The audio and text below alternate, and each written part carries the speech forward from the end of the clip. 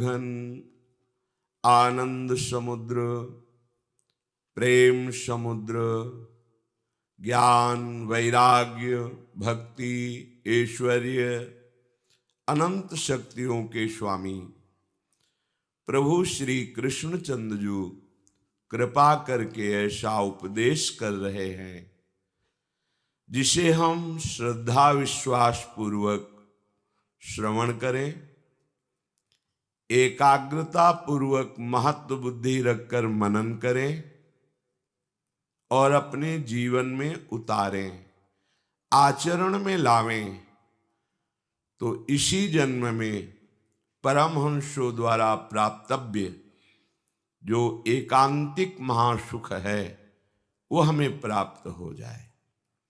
हमें क्यों जरूरी है ये एकांतिक महासुख? क्योंकि बहुत जन्मों से सुख की लालसा से हम मायाकृत पदार्थों में, शरीरों में, परिस्थितियों में राग करके बार बार जन्म, बार बार मरण, क्लेश, अशांति, अपमान, दुख, जरा सी भय की बात सोचकर विषाद मगन हो रहे, जरा सी प्रतिकूल परिस्थिति में घबरा जाते हैं।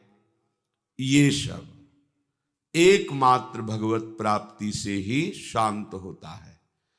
जो भगवद विमुख है चाहे कुछ भी कर ले, वो कभी भय, विषाद, शोक, अशांति इससे बच नहीं सकता। हमें और कोई भयभीत नहीं कर सकता, हमारा कर्म ही हमें भयभीत करता है। जो हम एकांत में पापाचरण करते हैं तो बिना किसी अन्य का सहयोग लिए वो महाबली कर्म हमको हर समय भयभीत, विषाद युक्त, चिंता युक्त, क्लेश युक्त, अपमान की संभावना मात्र से भयभीत हो जाता है। आगे जो महान भय, जन्म मरण, नरकादि यंत्रणा, विविध प्रकार की नीच योनियों में जाना, ये तो उसके विवेक में ही नहीं आ रहा है। वो वर्तमान के भय विषाद से जलता रहता है। इसलिए हमें अत्यंत आवश्यक है भगवत प्राप्ति। हमारा शरीर केवल कुछ समय के लिए दिया गया है। इस पर हमारा अधिकार केवल सत असत आचरण करने के लिए है। पूर्व पाप और पुण्य का फल भोगने के लिए और नवीन कर्म करने के लिए ये शरीर मिला हुआ है, कुछ समय के लिए। जितनी और योनियां हैं उनमें केवल वो अपने पाप और पुण्य का कर्म फल ही केवल भोग सकती है, चाहे देव योनि क्यों न हो। वो नवीन कर्म नहीं कर सकते। इसलिए केवल मनुष्य शरीर को ये योग्यता दी गई है कि वो नवीन कर्म कर सकता है। प्रारब्ध के अनुसार जब हमारा पुण्य बल होता है तो अनुकूल परिस्थिति आती है, और जब पाप प्रबल होता है तो प्रतिकूल परिस्थिति आती है। इन दोनों परिस्थितियों को भजन करने वाला उपासक मुस्कुराते हुए पार कर जाता है। इसलिए पाप और पुण्य उसके परमार्थ में बाधा नहीं दे पाते। पर जो भगवद विमुख है, भगवद भजन नहीं करता है, वो इसी में रच पच कर नष्ट हो जाता है। अनुकूलता आई तो अहंकार बढ़ा, और अहंकार आया तो सारे दोष पुनः वैसे ही होने लगे जैसे पूर्व कर्मों में होते होते हमें अनंत जन्मों से भटकना पड़ा। वैसे फिर मनुष्य जन्म में वही कर्म होने लगते हैं जिससे हमारा भटकना बंद नहीं होता। अगर प्रतिकूल परिस्थिति आई तो ऐसी संकट, ऐसी विषाद भरी परिस्थिति कि उससे उबर ही नहीं पाता है। वो पूरा जीवन घुट घुट करके फिर वही जन्म मरण का चक्र। बहुत आवश्यक है हमें भजन करना, बहुत आवश्यक है हमें प्रभु से मिलना। अगर प्रभु नहीं मिले तो ये महान दुख हमें छोड़ेगा नहीं। ये बलवान कर्म के पंजे से निकल पाना बहुत कठिन है। कर्म का ऐसा पंजा है कि बड़े बड़ों को जलाता रहता है।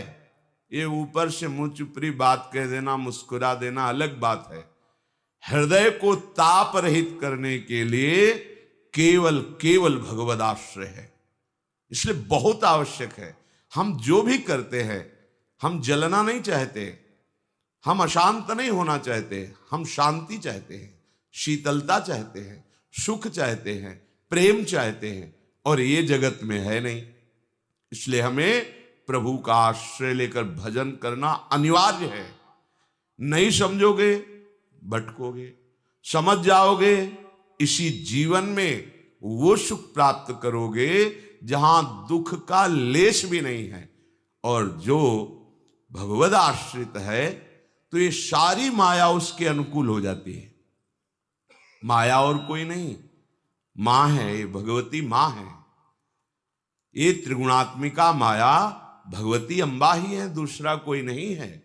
जब हम इन पर गलत भाव कर लेते हैं, हम माया के भोक्ता बनते हैं, तब हमें दंड रूप से ये क्लेश, अशांति, विषाद, जन्म, मृत्यु ये हमें प्राप्त होता है।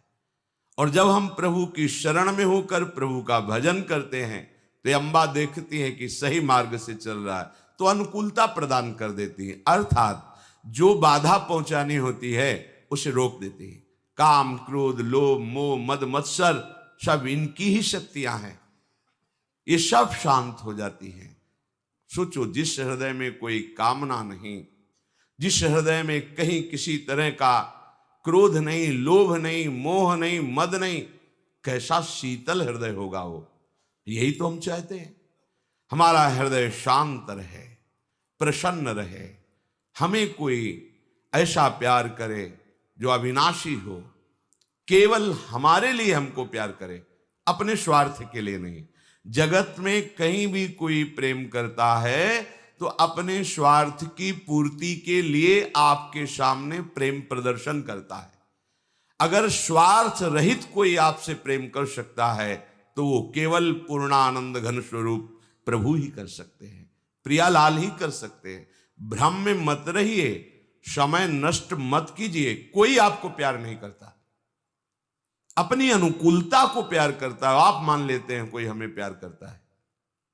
अगर कोई प्यार करता है तो हेतु रहित जग जुग उपकारी, तुम तुम्हार सेवक असुरारी। प्रभु और प्रभु के समान भजन करके भगवत भाव को प्राप्त हुए प्रेमी महापुरुष, ये दो ही ऐसे हैं जो बिना स्वार्थ के प्रेम करते हैं। अन्यथा सबकी एक ही रीति है, वो किसी से भी प्रेम करता है तो स्वार्थ युक्त करता है। स्वार्थ लागी करत सब प्रीति, सुर नर मुनि सब ही की रीति। एक प्रभु और प्रभु के प्रेमी महाभागवत जन। इसीलिए हमें अप्रमाद में समय नष्ट नहीं करना। श्री भगवान कह रहे, जरा मरण मोक्षाय मामाश्रित्य यतन्ति ये, ते ब्रह्म तद्विदुः कृष्णो मध्यात्मं कर्म चाखिलम।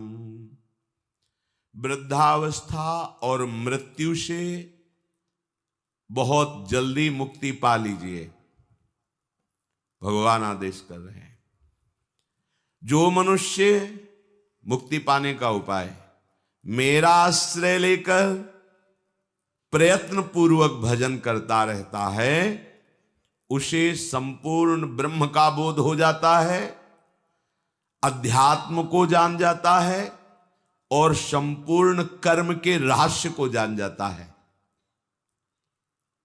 जो जरा मरण से मोक्ष पाना चाहता है, पहला उपाय है श्री भगवान की शरण।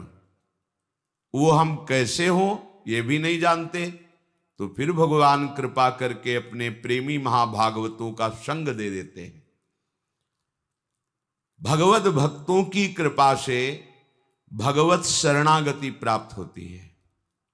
सीधे प्रभु की शरणागति प्राप्त होना बड़ा ही कठिन है। इसीलिए भगवान सदगुरुदेव रूप में बंदों गुरुपद कंज कृपा सिंधु नर रूप हरि, महामोहतम पुंज जासु बचन रवि कर निकर। पर ध्यान दीजिए, गुरुदेव का वर्ण किया जाता है संसार से मुक्त होने के लिए, और इस वर्ण का स्वरूप होता है मन से, वचन से, आचरण से। आज से हम आपके सदैव आज्ञानुसार बर्ताव करेंगे। तन वांग मनोभिर अमलई सोहम तवई वाश्रिता। मैं मन वचन कर्म से अन्य किसी कामना का आश्रय लेकर नहीं, केवल भगवत प्राप्ति के लिए हे स्वामिनी जू, हे सदगुरुदेव जू, आपकी शरण में सोहम तवई वाश्रिता। जो उपासक शरणागति का सौभाग्य प्राप्त करके अपने गुरुदेव और आराध्य देव से अपने मन की अनुकूलता चाहता है, वो फिर दुर्भाग्य का वर्ण कर रहा है। ध्यान देने का विषय है, हम अपने मन की अनुकूलता, शरीर की अनुकूलता, भोगों की अनुकूलता का त्याग करने के लिए शरणागत हुए हैं। वो हमें जो आदेश कर रहे हैं, उस आदेश में मूल में छुपा होता है राग त्याग। भले प्रगट में आपको राग दिखाई दे कि इनके आदेश में राग दिखाई दे रहा है, इनके आदेश में तो ऐसा लग रहा है विषय त्याग है ही नहीं, पर वो आदेश आपको जब अक्षरशः पालन करोगे तो अनुभव कराएगा कि आप विषय त्याग की कितनी ऊंचाई पर चढ़ गए हैं। इसलिए बिल्कुल बुद्धि नहीं लगानी, बुद्धि को उनकी आज्ञा में समर्पित कर देना है।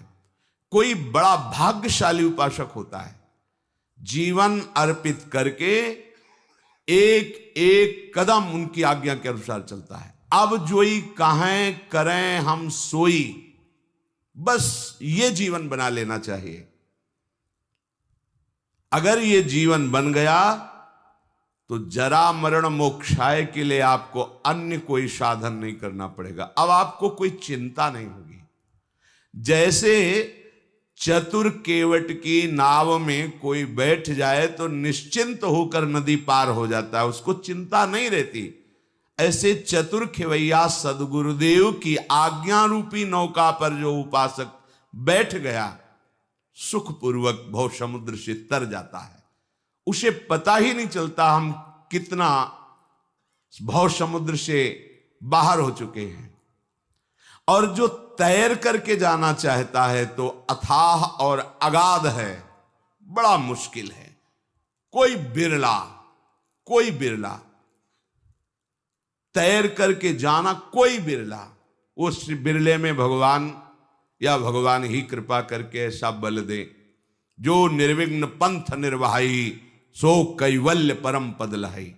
और वो कैवल्य परम पद जो भगवद आश्रित गुरुदेव की आज्ञा पर चलते हैं, उनको ऐसा सुख प्राप्त होता है, दीयमानम न गृहणंती, वो देने पर भी उसे स्वीकार नहीं करते। नहीं चाहिए परम पद, बस आपके निरंतर संग में, आपकी मुख माधुरी का पान करते हुए, लीला गुण का गायन दर्शन करते हुए सदैव हम आपके सी चरणों की दास्ता में रहे। मुझे और कुछ नहीं चाहिए। दीयमानम न गृहणंती बिना मत सेवनम जनाहा। हम शरणागत के भाव को समझें। यदि अपना अस्तित्व हम बनाए रखे तो शरणागत हमने किसको किया? तन हमारी अनुकूल वृत्ति के अनुसार, मन हमारी अनुकूल वृत्ति के अनुसार, वचन हमारे जैसे मन में आया वैसे बोले, और हम अपना अस्तित्व स्त्री पुरुष शरीर आदि को लेके। तो शरणागत आपने किसको किया? एक नाटक ही तो किया, आप शरणागत तो हुए नहीं। शरणागत तो तनु वांग मनोभिर अमलई सोहम तवई वास्यता। तनु ये बिक गया, आप जैसा गुरुदेव आदेश करेंगे। मन, अब तुमको ऐ मन गुरुदेव की आज्ञा के अनुसार संकल्प करना होगा। स्वेच्छाचारी मन, अब तेरा स्वतंत्रता का खेल खत्म हो गया। अब तो तुझे गुरु की आज्ञा में परतंत्र होना पड़ेगा। जिसका मन गुरुदेव की आज्ञा में परतंत्र होता है, माया उसे कभी परास्त नहीं कर सकती। जिसका मन स्वच्छंदता पूर्वक विचरण करता है वो माया में प्रकृति में ही होता है। वचन पातिव्रत धर्म की तरह रसना कटो जो अन रटो, सोहम प्रियाजू के चरणारविंद में अर्पित। अब क्या जरा और मरण का कोई भय रह जाएगा? नहीं।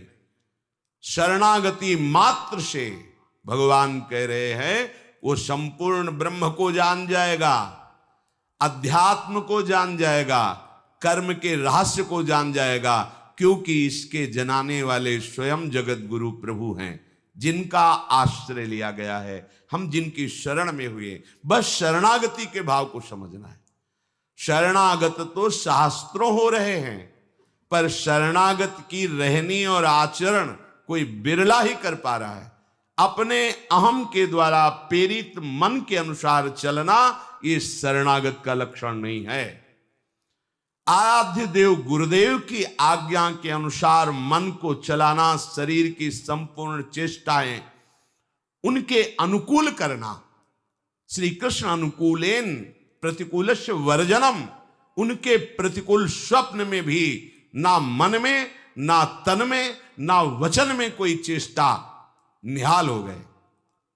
पर ऐसा शरणागत कोई बिरला ही होता है। इसलिए कोई एक पाव भगत जिमि मोरी, कोई बिरला मेरी भक्ति को प्राप्त होता है, कोई बिरला ऐसा है जो मोक्ष पद को प्राप्त होता है, क्योंकि ये एक शरणागति का सांसारिक संबंध जैसा व्यवहार करते हैं। सब वस्तु हमारी, सब चेष्टाएं हमारी, हमारे मन के अनुकूल, बस तो हम माना शरणागत। नहीं, तुम्हारा अस्तित्व ही नहीं है। जिसने अपने आपे को मिटा दिया है वही शरणागत है। यंत्रवत जीवन जिसका चलने लगा वो भगवत स्वरूप हो जाता है। बाद में खुद अनुभव होता है कि प्रभु कृपा करके हमारे हृदय में आकर विराजमान हो गए और वो सारी चेष्टाएं करा रहे हैं। जो गुरुजन महापुरुष हैं उनकी आज्ञा पर विचार करने का अवसर नहीं होता। अब विचार करेंगे, आपने कहा है, देखेंगे कैसा होगा। ये सांसारिक वार्ता में हो सकता है, लेकिन गुरुदेव की आज्ञा पर उनके द्वारा जो आदेश दिया गया है उसमें बिल्कुल विचार की गुंजाइश नहीं होती। जैसा आदेश हुआ वैसा ही हम अपने जीवन में, क्योंकि हमारा जीवन गुरुदेव का जीवन है। सच्चा शिष्य वही है जो गुरुमय हो जाए। सच्चा शरणागत प्रभु का वही है जो भगवनमय हो जाए, तन्मया। ये अनुभव होने लगे कि ये शरीर गुरुदेव का, ये मन गुरुदेव का, इसकी चेष्टाएं गुरुदेव की, और मैं स्वयं गुरु स्वरूप। ये हुआ शिष्य का स्वरूप। शिष्य की पवित्र शिष्यता गुरु की महामहिमा में ऐसे लीन हुई कि शिष्य शिष्य नहीं रह गया, वो गुरु स्वरूप हो गया। जानत तुम्हें तुम्हें हो जाए, तन मन वचन सब गुरुदेव स्वरूप हो गए। अब हो गई पूर्णता। जरा मरण मोक्षाय स्थिति अपने आप हो गई, क्योंकि इसी का तो भय था, और जिसका भय था वो समर्पित हो गया, और ऐसी जगह समर्पित हुआ कि जिसका था, जिसका है, जिसका रहेगा, उसी का हो गया। मेरा माना हुआ भ्रम नष्ट हो गया। समझिए, मेरा माना हुआ भ्रम नष्ट हो गया। ये भ्रम नष्ट हो जाना ही विशुद्ध ज्ञान है। जा सुकृपा सब भ्रम मिट जाए। भ्रम बना रहता है, क्यों? शरणागति कच्ची है। हम कहलाते शरणागत हैं, पर किसको शरण किया? आप खुद प्रश्न करके देख लो अपने में। तन का वर्ताव स्वसुख वांछा से आप कर रहे हैं, मन का वर्ताव आप कर रहे हैं, वचन आपके हैं, आपका अस्तित्व शरीर में है, तो आपने शरणागत किसको किया? आप प्रश्न करके देख लीजिए अपने से, आपको उत्तर मिलेगा अहंकार को। अगर आप अब भी संभल जाए तो जितना समय है उतना प्रभु के चरणों में अर्पित कर दें, इतने से ही काम हो जाएगा। जितने मिनट है इतने से ही भगवत प्राप्ति हो जाएगी। मान लीजिए शरणागत का बहुत बड़ा प्रताप होता है, पर अपना अस्तित्व हम नहीं मिटा पाते हैं, इसलिए अनुकूलता की मांग होती है। हम देखते हैं उपासकों को अनुकूलता की मांग ही गुरुदेव की, आराध्य देव की कृपा समझी जाती है। ऐसा नहीं है। ये अनुकूलता प्रतिकूलता बाह्य परिस्थिति है। हमारी स्थिति अध्यात्म में पहुंचे, इसलिए हमें गुरुदेव रूपी श्रीहरि का आश्रय मिला है, अनुकूलता के लिए नहीं मिला है। अनुकूलता प्रतिकूलता का कोई प्रभाव ना पड़े हृदय में, यह है गुरुदेव की कृपा। भारी से भारी अनुकूलता गर्व न लाए, भारी से भारी प्रतिकूलता हमारे अंदर शोक न पैदा कर पावे, निराशा न पैदा कर पावे, यह गुरुदेव की कृपा है, ये आराध्य देव की कृपा है। श्री भगवान कह रहे हैं मेरे आश्रित होकर, यदि भगवद आश्रय हमारा दृढ़ हो जाए तो सारी चिंता खत्म हो जाएगी। जब बड़े को अपना सारा भार दे दिया, हमें पता है कि वो सर्वज्ञ हैं, सर्वशक्तिमान हैं, सर्वत्र हैं और हमारे सुहृद हैं, क्योंकि सुहृदम सर्वभूतानाम, हमें बहुत प्यार करते हैं। फिर हमें क्या चिंता, फिर क्या शोक। प्रभु कह रहे जो मेरे आश्रित होता है वो अध्यात्म को जान जाता है। अध्यात्म हमारा स्वरूप है, जो जीव का स्वरूप है उसे अध्यात्म कहते हैं।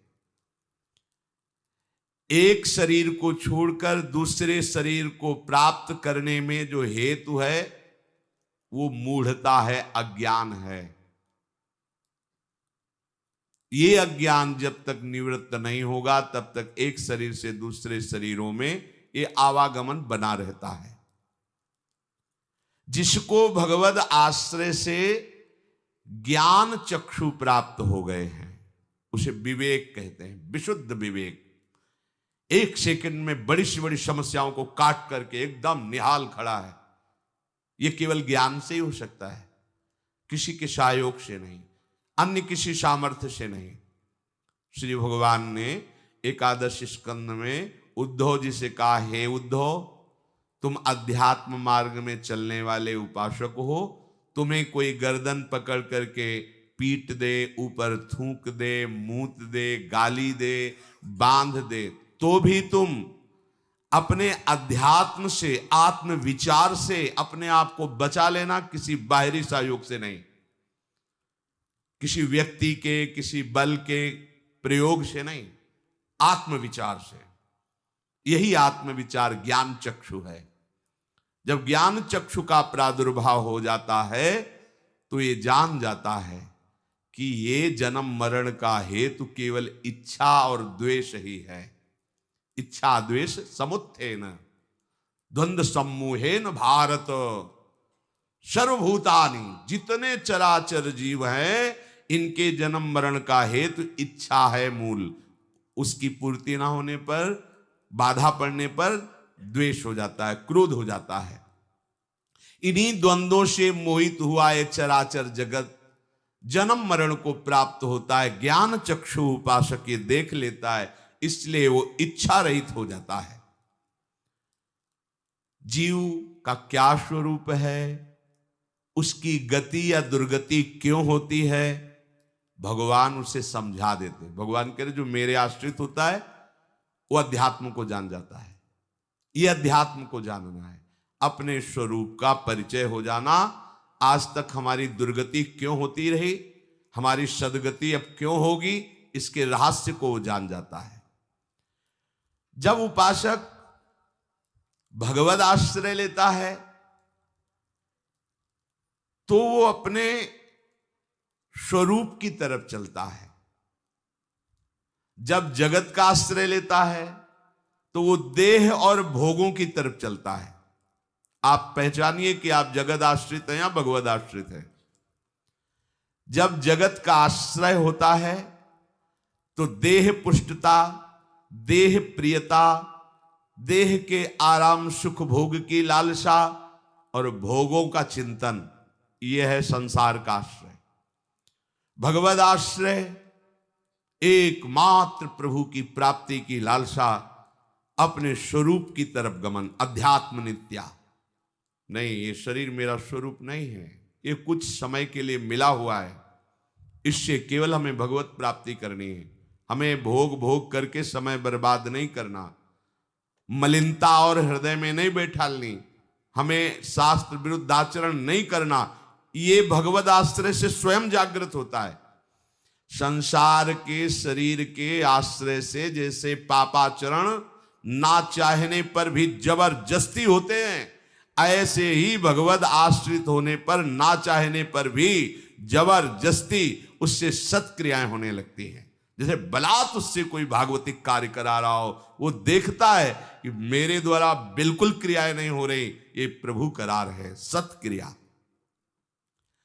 जैसे कोई कहता है कि भगवान ही सब कुछ कराने वाले हैं, तो हमारे से जो कुछ हो रहा है भगवान करा रहे हैं, पापाचरण आदि जो भी। फिर समझ लीजिए, जगत के आश्रय से शरीर राग पुष्ट होता है, शरीर का आश्रय, जगत का आश्रय ही भोगों में रत करके अधर्म कराता है, भगवद आश्रय नहीं। भगवद आश्रित के हृदय में प्रबल वेग होता है भजन का, भगवत प्राप्ति का, अध्यात्म का, अर्थात स्वरूप में स्थित होने का। वहां कहीं पापाचार अधर्म की कोई गुंजाइश ही नहीं है, क्योंकि अहंकार वृत्ति से ही ये सारे खेल होते हैं जगत के, और ये आश्रित है, अहंकार ही तो सोहम तो वही आश्रिता। अब इससे कैसे पापाचरण हो सकता है? जो कुछ भी होगा अब महामंगल होगा, ये हृदय में बात बैठालनी चाहिए। जब भगवद आश्रित होता है उपासक, ध्यान दीजिए, तो उसका समस्त शरीर संबंधियों से संबंध विच्छेद हो जाता है अंदर से, चाहे वो गृहस्थ हो चाहे विरक्त हो। देख लेना, जब हृदय से भगवद आश्रय ले लिया तो इसका प्रभाव होता है, सुत बनिता आदि जान स्वार्थ रत ना करु नेह सभी से। वाणी से नहीं बोलेगा, गृहस्थी में है वैसा नहीं बोलेगा, व्यवहार वैसे ही करता नजर आएगा जैसे आसक्त पुरुष करता है, पर उसका आसक्ति कहीं नहीं होगी, राग कहीं नहीं होगा, क्योंकि वो भगवद आश्रित है। भगवत प्रसन्नता के लिए उसके हृदय में बात बैठ गई है, नाथ सकल संपदा तुम्हारी, मैं सेवक समेत सुत नारी। और जो विरक्त है कदापि कहीं किसी भी संबंध को स्वीकार नहीं करता। भगवद आश्रित तो नाते नेह राम के मनियत, सुहृद सुसेव्य जहां लो।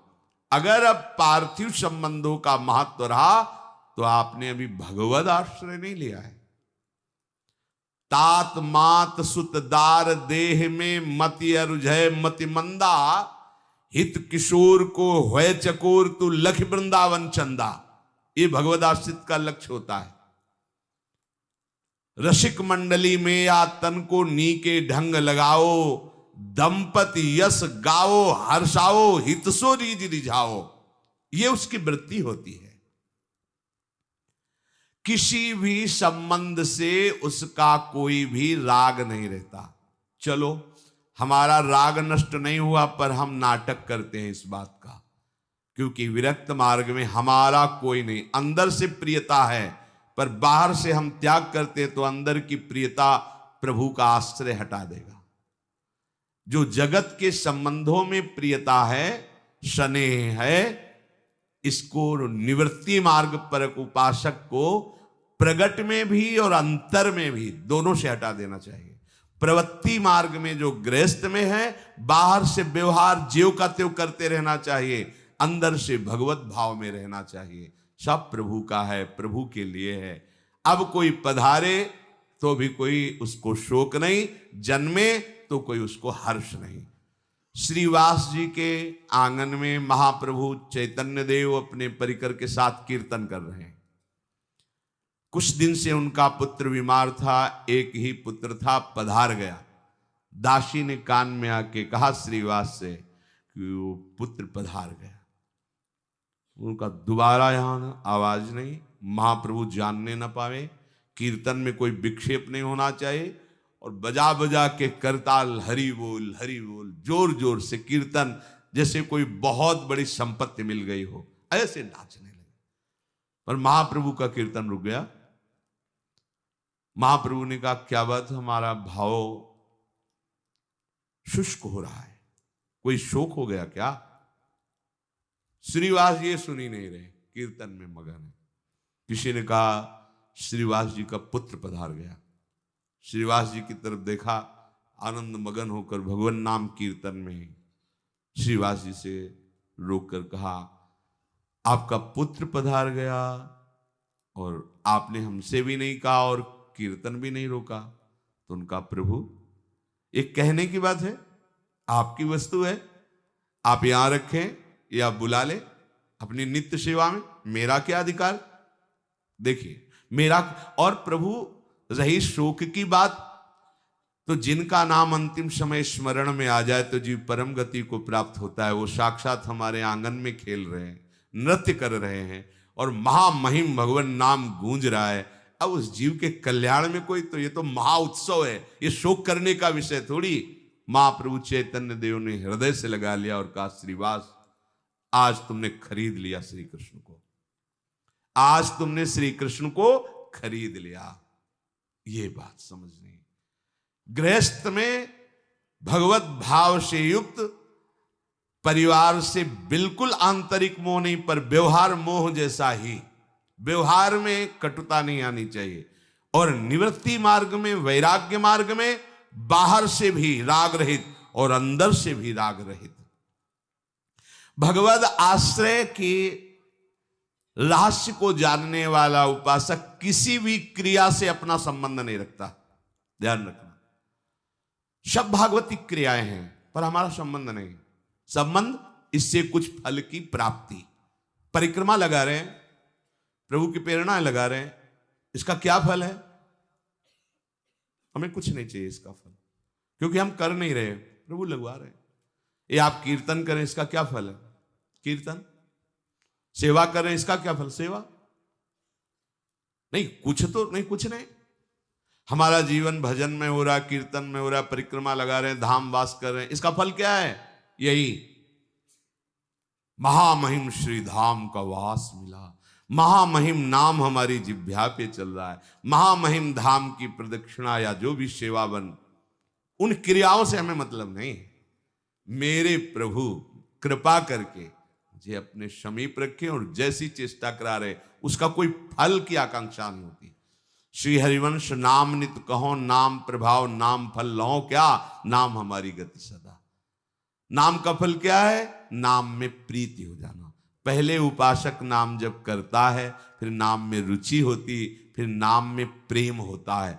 अब जो प्रेम में नाम का जप होता है, यही नाम का फल है। डूबा हुआ अश्रु प्रवाह, रोमांच हो रहा, राधा राधा राधा। अब उसको क्या चाहिए? किसी भी क्रिया से संबंध नहीं होता। अब क्रिया का संबंध और क्रिया संबंध रहित परिचय। आप परिक्रमा लगा रहे हैं, आधी परिक्रमा हो गई, आपको आदेश हुआ, आप तुरंत आ जाइए, आपकी ये सेवा है। एक बार भी मन में नहीं होना चाहिए कि परिक्रमा पूरी नहीं हुई।